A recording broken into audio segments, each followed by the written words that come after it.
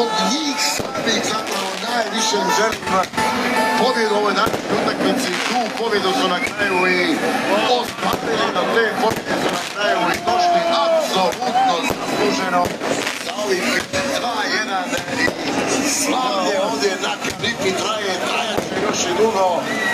Evo sada odmah ima dočekajte ih sutra i na taj način pokažite koliko smo s ovim oduševljeni, koliko smo s ovim ponosni, koliko smo sa ovim sretni. Bravo Hrvatska, bravo vatreni, 2-1 protiv Maroka, još jednom Hrvatska, treći puta među 3 najbolje momčadi na svijetu, još jednom nakon 98. Hrvatska slavi u utakmici za brončanu medalju.